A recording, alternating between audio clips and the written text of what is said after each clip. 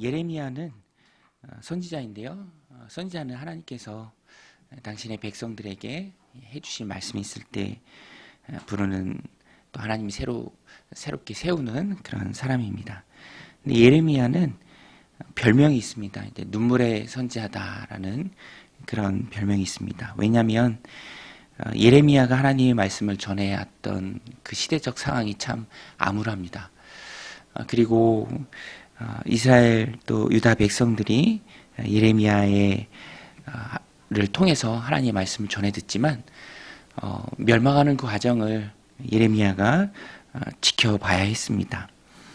하나님 편에서 하나님의 말씀을 전하고 그럼에도 자꾸만 헛된 길로 나아가고 또 돌이키지 않는 백성들, 그래서 심판을 당하는 그 모습을 보는 예레미야의 마음 가운데 탄식이 있었죠.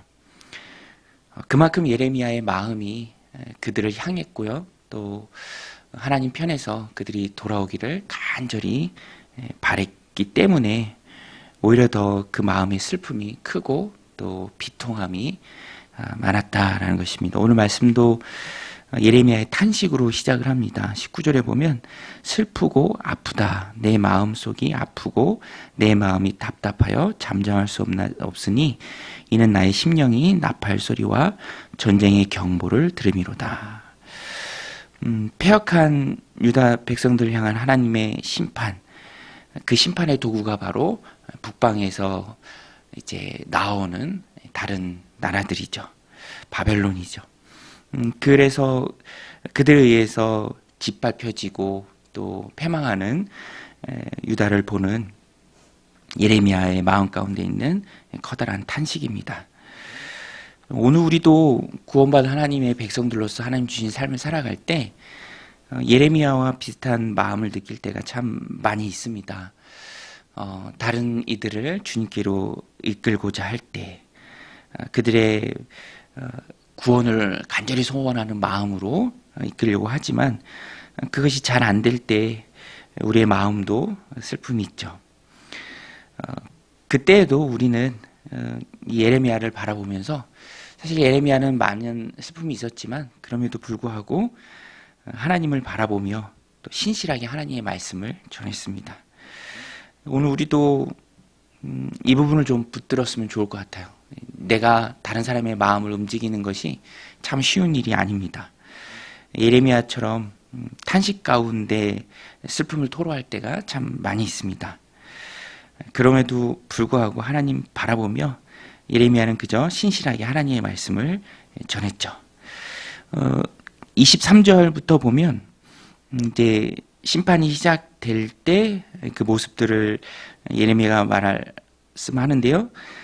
특별히 하나님의 진노 앞에 온전할 것이 없다. 우리가 깨닫게 됩니다. 26절에 보면 좋은 땅이 황무지가 되었 보라 내가 본즉 좋은 땅이 황무지가 되었으며 그 모든 성읍이 여호와의 앞 그의 맹렬한 진노 앞에 무너졌으니 여호와께서 이와 같이 말씀하시기를 이 온 땅이 황폐할 것이나 내가 진멸하지는 아니할 것이며 이로 말미암아 땅이 슬퍼할 것이며 위에 하늘이 어두울 것이라 내가 이미 말하였으며 작정하였고 후회하지 아니하였은즉 또한 거기서 돌이키지 아니하리라 하셨음이로다. 하나님이 작정하시고 심판하실 때 그 하나님의 진노 앞에 온전할 것이 없습니다. 오늘 우리도 이 말씀을 보면서 의지의 대상은 사람이 될 수 없어요. 하나님 앞에서 그 어떤 것도 내가 의지할 대상은 없다라는 것입니다. 그래서 하나님 외에 의지하는 것이 있는가 우리의 마음을 점검하면서 어떤 면에서는 그러한 것이 혹시라도 있다면 우리가 경계해야 합니다. 왜냐하면 이 말씀이 우리에게 말해주죠. 하나님 진노 앞에서는 그 어떤 것도 온전하지 못합니다. 누가복음에 나오는 어리석은 부자가 재물을 의지했죠. 그래서 창고에 가득한 곡식을 바라보며 안일한 마음을 가졌습니다. 내 영혼아 평안할지어다. 오래도록 쓸 물건이 있으니까 걱정하지 말라. 하나님 앞에 그것이 얼마나 어리석은 것입니까? 하나님께서 말씀하시죠. 어리석은 자요. 오늘 밤 내가 내 영혼을 취하면 내가 쌓아둔 것이 누구의 것이 되겠느냐. 하나님에 대하여 부여하지 못한 자의 모습이 이와 같다. 오늘 우리도 하나님의 진노 앞에 하나님을 경외하는 그러한 삶을 살아야 합니다. 다른 것 의지의 대상이 못 되고요. 하나님의 진노 앞에는 지푸라기처럼 다 없어진다라는 것입니다. 믿음의 뿌리는 세상 그 어떤 것에 두는 것이 아니라 하나님께 두어야 합니다. 우리가 선지서를 함께 나누면서 얻는 유익이라고 하면 하나님을 두려워하는 그 마음을 갖게 되는 것이죠. 물론 우리의 영혼은 구원받은 하나님의 자녀입니다. 그것은 변치 않는 사실이죠. 그러나 우리가 하나님 주신 삶을 살아가면서 구원이 마지막이 아니죠. 구원이 예수님 닮아가는 그 시작입니다. 그 과정 가운데 내가 다른 것을 더 의지한다면 이 말씀을 우리 마음 가운데 두고 또 점검해야 한다라는 것입니다. 또 29절부터 마지막 절까지 보면 최악의 상황을 향해 치닫는 유다 백성들의 모습이 나옵니다. 회개하고 돌이켜야 하는데 하나님 진노 앞에 온전할 것이 없음을 깨닫고 하나님을 의지하고 그곳에 믿음의 뿌리를 두고 나와야 하는데 그러지 못합니다. 그래서 결국에는 심판에 임하게 됩니다. 심판을 당하게 되죠. 최악의 상황입니다. 29절에 보면 기병과 활 쏘는 자의 함성으로 말미암아 모든 성읍 사람들이 도망하여 수풀에 들어가고 바위에 기어오르며 각 성읍이 버림을 당하여 거기 사는 사람이 없나니. 30절에 멸망을 당한 자여 내가 어떻게 하려느냐. 내가 붉은 옷을 입고 금장식으로 단장하고 눈을 그려 꾸밀지라도 내가 화장한 것이 헛된 일이라. 여인들이 너를 멸시하여 내 생명을 찾느니라. 하나님 앞에 버티는 것은 정말 의미 없는 일입니다. 그 진노 앞에 온전할 것이 없죠.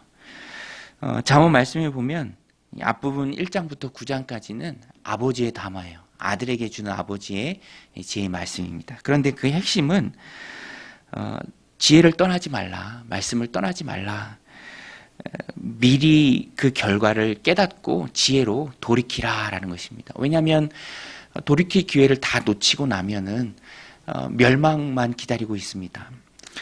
지혜가 무엇입니까? 그 길의 끝을 미리 보고 길이 아니면 가지 않는 것이죠. 하나님 진노 앞에 온전할 것이 없고요. 하나님이 진노하실 때 망할 수밖에 없다라는 것입니다. 오늘 우리들 삶 가운데도 하나님 주시는 지혜가 있어야 합니다. 미리 보고 그 길의 결과를 알고 들어가지 않는 것, 발을 두지 않는 것, 피해가는 것, 그것이 지혜죠. 불순종의 끝은 멸망입니다. 유다 백성은 최악을 면해야 하는데 최악을 향해 치닫고 있어요. 상황을 계속 어렵게 만드는 어리석은 모습을 보이고 있습니다. 지속적인 불순종의 끝은 멸망이다라는 것입니다. 물론 말씀드린 것처럼 이 말씀은 구원받은 하나님의 백성으로서 우리가 우리에게 1차적으로 적용되는 말씀은 아니죠. 우리는 심판에서 죄에서 해방된 의로운 하나님의 자녀들입니다. 그러나 이 말씀을 우리들 삶 가운데도 적용할 수 있는 것은 구원받은 하나님의 백성으로서 하나님 주신 삶을 살아갈 때 어리석게 죄악의 길로 들어서지 말아야 한다라는 것입니다. 또 아직 구원받지 못한 하나님의 자녀가 아닌 자들을 향해서 또 우리가 가져야 될 말씀이죠. 자꾸만 죄악을 향해 치닫는 안타까운 영혼들이 우리 주변에 참 많이 있습니다. 예레미야처럼 그들에게 하나님의 말씀을 전하고 돌이킬 것을 권면하고 예수님 믿고 돌아올 것을 우리가 힘있게 전해야 합니다. 그래서 그들도 그들의 영혼을 구원받도록 우리도 선지자의 마음을 가지고 안타까운 마음을 가지고 하나님의 말씀을 전해야 할 사명이 우리에게 있다라는 것입니다. 오늘 이 말씀 마음에 새기고 우리의 삶을 점검하고 하나님 기뻐하시는 길을 걸어가며 또 아직 구원받지 못한 많은 영혼들에게 하나님의 말씀을 힘있게 전하는 예레미야와 같은 그 선지자의 사명을 감당하는 복된 오늘 하루가 되시기를 주님의 이름으로 간절히 축원드립니다. 같이 말씀 붙들고 기도하며 나아가겠습니다.